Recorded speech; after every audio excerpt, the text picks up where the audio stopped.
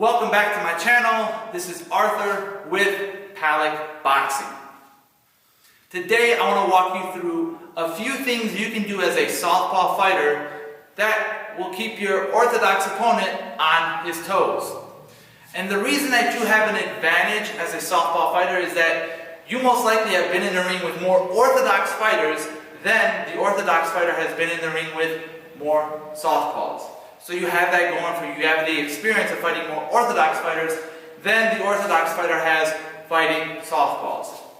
Now, the first combination or setup that you can do that I love to implement against orthodox fighters is a jab and a long lead right hook where I step to the outside.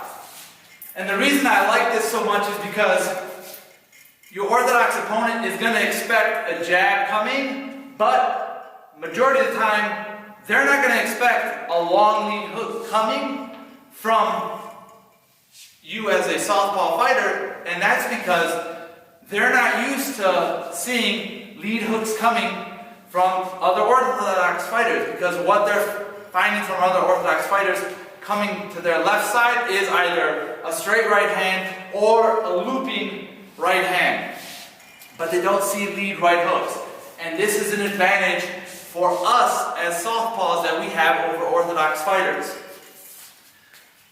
So an easy way to implement it is shoot the jab, and then you don't want to bring your hand all the way back because you're going to lose timing and the element of surprise. So as soon as my hand lands, I step over.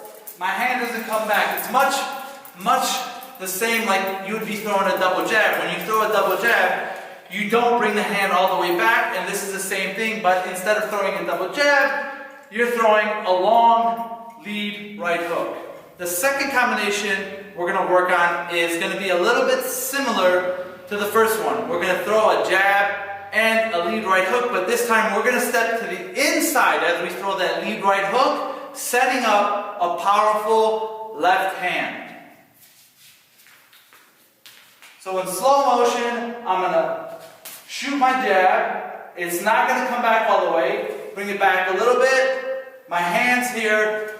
I step this way. My weight is loaded completely on my left leg. You'll see that my boxing stance has completely widened. My hips are no longer aligned with my opponent's hips. I'm going to come from here, throw the left hand, and then just jab my way out.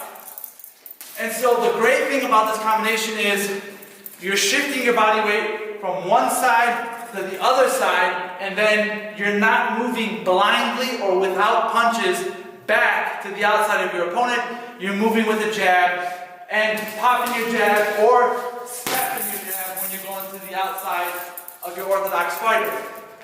So in real time,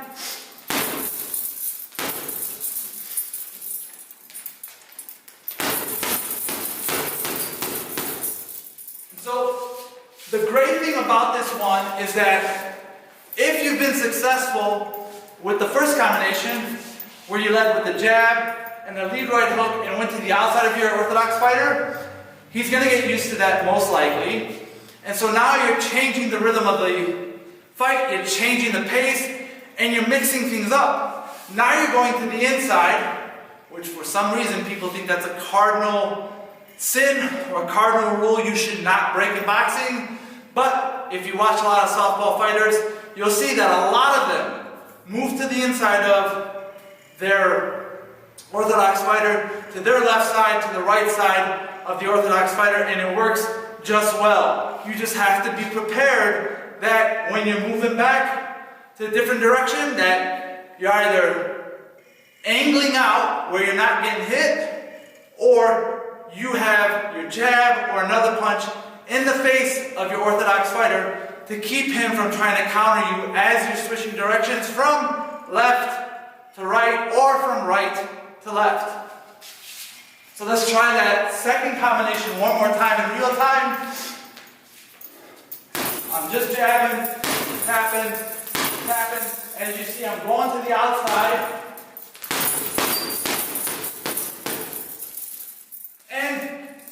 I want to build that rhythm of, I want to go to the outside, switch direction very quickly, shoot that left hand, and then pop back with the jab to keep something in the orthodox fighter's face so he doesn't have the opportunity of coming at me as easily as he would have if I wasn't throwing a punch.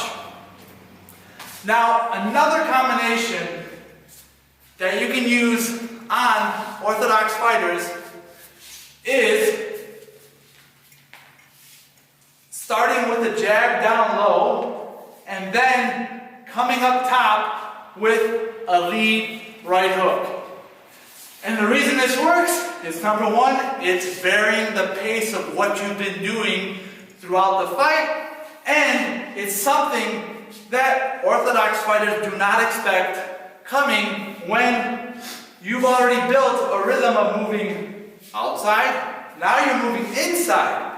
And now what you're going to do is you're really going to fuck with their minds by going downstairs, and then as soon as you go downstairs, you start going upstairs with the lead right hook. So I'm just going to pop down to the bottom. Not going to throw more than one. Stab my opponent down to the body. Stab him.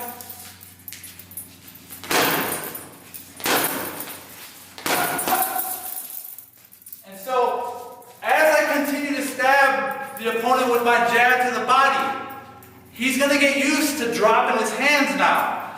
And as soon as I notice, or you notice, that he starts bringing his hands down, that's when you come in and you throw that lead right hook after you tap them to the body. And so something that will come with time is that you'll learn when you need to stab them really hard to the body, and then when you just need to tap them to the body and then come up with all your force up top so that your body jab is more of like a throwaway jab, but you're still tapping them downstairs, but you want all your power to go into that lead right hook now because your opponent, the orthodox fighter, is going to have his hands down. So,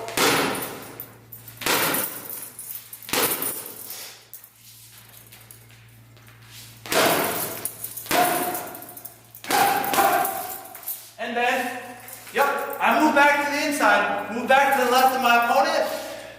And the reason is because if I catch him good enough with that lead right hook, he will stumble, and it gives me the opportunity to catch him with the left hand as he stumbles over. Or I can continue on the outside after I throw that lead right hook.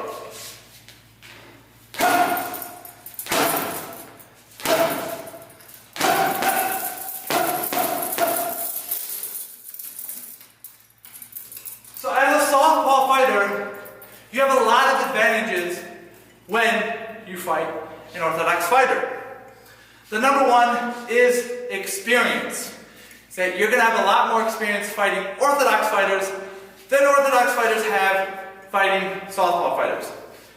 Number two, you have the advantage of your lead right hook. And what we walk through today is using that lead right hook off of a jab. And you can go with the first combination, which is we tap with the jab and come outside, step outside, angle off of our orthodox fighter when we throw that lead right hook. The next combination that we went through is you're going to step to the inside with your lead right hook after you throw a jab. And the reason you do this is because you're going to step here, load all your weight on your left hand, shoot as hard as you can with your left hand, and then pop, pop, pop, pop, pop out the way with the jab. And then the final combination that we worked on is using the lead right hook as we begin to work the body on our opponent with a stabbing jab, where we want to stab him as hard as we can to the body, and then we'll tap him to the body and then put all of our force into that lead right hook, and then we can either step to the inside if our opponent stumbles to the left, to catch him with the left hand, or we can continue on the outside of our opponent, angling off and just throwing jabs. So we're going to go work on the inside now. After we throw the hook,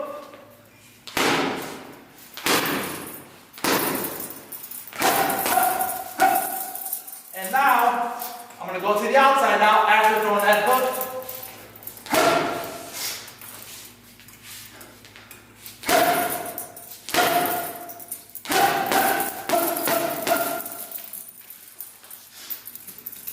So 3 combinations that you can use to angle off of your orthodox fighter. 3 combinations that you can use to really fuck with your orthodox fighter's mind, and something that you can implement on a regular basis. Because so much of boxing is up here in your head. So the more that you can vary what you do, the more that you can confuse your orthodox fighter, the better you will be as a southpaw fighter, because you'll have the upper hand. And when you have the upper hand, 9 times out of 10, you'll be the victorious fighter. Really appreciate your time, guys. If you have any comments, leave them down below. And don't forget to subscribe. If you want to learn something else, leave it in the comments down below, and I'll make a video for you. I appreciate your time once again, and have an awesome day.